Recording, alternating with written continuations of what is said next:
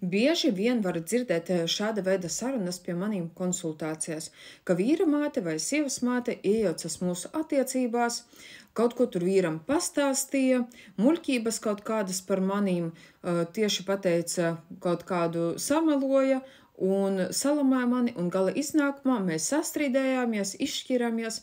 Vīra māte vai sievas māte izjauca mūsu attiecības, izjauca mūsu ģimeni. Bet patiesībā es pateikšu tā, ka veselīgas, harmoniskas attiecības nevar izjaukt. Un tas ir viss tieši tāpat kā dabā. Ir tāds dabas likums. Stiprākie izdzīvo. Dabā parādījās vājš dzīvnieks, slims vai vecs, kā tikko tas notiek, parādās meža sanitāri, medītāji. Un šis dzīvnieks vai nu izveseļosies, vai nu tas tiks iznīcināts. Un tāpat ir konkrēti ar jūsu attiecībām. Tad, kad jūsu attiecībās jaucas šie citi cilvēki, attiecību tā teiksim sanitāri. Un viss ir tieši tāpat kā dabā. Ja šīs attiecības ir vājas, tad sanitāri to izjauks. Un tajā ir tādi kā attiecību sanitāri, un tie var būt da jebkurš cilvēks. Un atceries, tie, kurie jaucas tavās attiecībās, viņi to dara tikai tam dēļ, ka viņiem tas tiek atļauts tā darīt.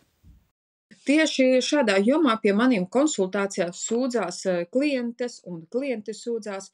Un, piemēram, ja tavs vīrs, vīra māte, kad vīra māte stāsta vīrietim par tevi kaut kādas muļķības, nezinu, lamā tevi, vīrietis to atļauj darīt, viņš klausās to. Jā, varbūt iekšēji viņš pretojas, varbūt viņš tevi kaut kā aizstāv, bet viņš pieņem šo sarunu, tas nozīmē, ka viņš atļauj. Bet ja viņš uzreiz to pārtrauktu, ja kā tikko māte sāktu par to runāt, viņš uzreiz pateiktu, ja tu vēlreiz pacelsi šo tēmu, tad notiks tas un tas un tas. Tā teikt, nolikt viņu pie vietas. Tad viss saruna tiktu pārtraukta uzreiz momentāli.